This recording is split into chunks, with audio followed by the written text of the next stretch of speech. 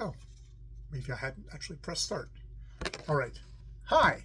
Let me talk about The Sorrow of Srch by Lord Dunsany, one of the chapters in Time and the Gods. And I think Lord Dunsany might be what you call a skeptic of religion, a skeptic of wisdom, perhaps.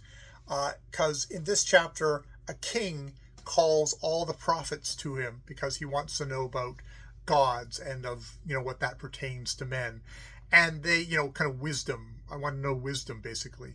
And they bring out a whole bunch of books. These are all the techniques to kind of become wise, to know about the old gods. And he says, like, I'm not interested in books. And so they all leave except for one master prophet who tells them two stories. And the first story is about how knowledge is a long white straight road, and that you follow it, and it's super dusty, and it's tiring and wearisome to be on this road. And as you go along this road, there'll be temples on the side, and you can and each one there'll be people there who'll say, this is the end of knowledge, this is it. But every temple will say this, and as you go along past each one will say this. And indeed, to go into one and rest is like, it's comforting, it's comfortable, it's nice in there. But as you go along, if you keep going, and it is super wearying. There's so much dust. Maybe the smart guys just they stop in the fields and they look at the flowers and they look up at the sky. But everyone goes, if you keep on going along and you keep on rejecting, like some of them will be full of old gods. Maybe some will have no gods at all. One will have nobody in it at all. But everywhere they'll say, this is the end of knowledge. And there's only one guy who went past all the temples, all the things, and down, like, took the road, and it took him down into into kind of like a crevasse, like down into kind of a dark cave where there was a tiny god, just a little one. And the little god says, I don't know. I knoweth not. Like, that was the final end. So he goes back to one of the other temples, one of the last temples, and says, this is the end, and Knwth is here, and you can be happy here. But that's about all you can get, is just kind of the wearisomeness of it. And so that's one tale he tells. The other tale he tells is how this great prophet,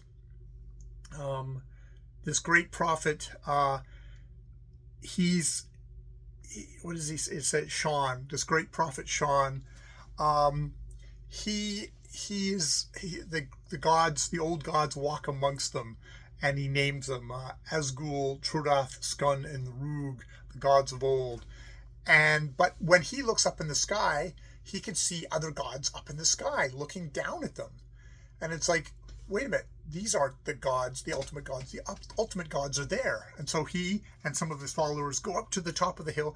They set up a place there, and we've got the gods up there.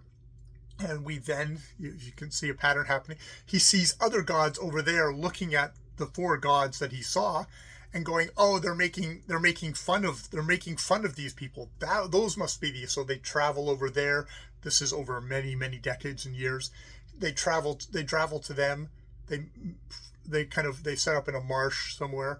But then they say, wait a minute, there's a great god of the plain way over there. And like, we're at this point, we're down to like 4 followers follow him. And it's the great god of the plain. It's like, this is them.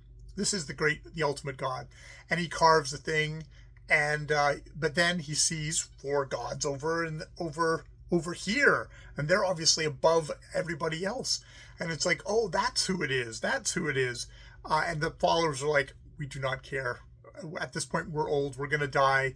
We don't need to go on. What do they say? They say,